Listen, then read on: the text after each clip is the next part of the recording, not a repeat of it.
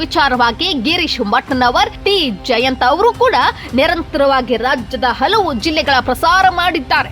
SKDRDPBC trust ನೀಡ್ತಿರೋ ಸಾಲ, ಆ ಸಾಲಕ್ಕೆ ಅಕ್ರಮವಾಗಿ ವಸೂಲಿ ಮಾಡ್ತಿರೋ ವಾರದ ಬಡ್ಡಿ, ಇದರ ಬಗ್ಗೆ ಜನಜಾಗೃತಿ ಮೂಡಿಸೋ ಕೆಲಸ ಮಾಡ್ತಿದ್ದಾರೆ. ಗ್ರಾಮೀಣ ಇವರು ಮಾಡ್ತಾ ಇರೋದು ಏನಂತ ಹೇಳಿದ್ರೆ ಅಕ್ರಮ ಮೀಟರ್ ಬಡ್ಡಿ ದಂಧೆ.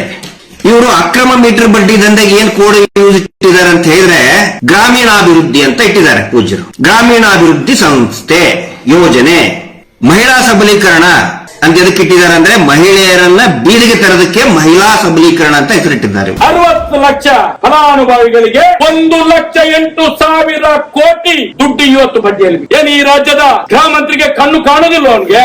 ಅದು ಎಲ್ಲ ಕಾಲ ಸಂತೆಯಲ್ಲೇ ಬ್ಲಾಕ್ ಮನಿಗಳೆಲ್ಲ. ಈಗ ಜಯಂತನ್ ಹೇಳಿದಲ್ಲ 23,000 ಕೋಟಿ ತೋರಿಸ್ತಾ ಇದ್ದಾರೆ, ಆನ್ಲೈನ್ ತೋರಿಸ್ತಾ ಇದ್ದಾರೆ. 1,08,000 ಕೋಟಿಗಿಂತ ಅದಕ್ಕೆ ದುಡ್ಡು ಕೊಟ್ಟು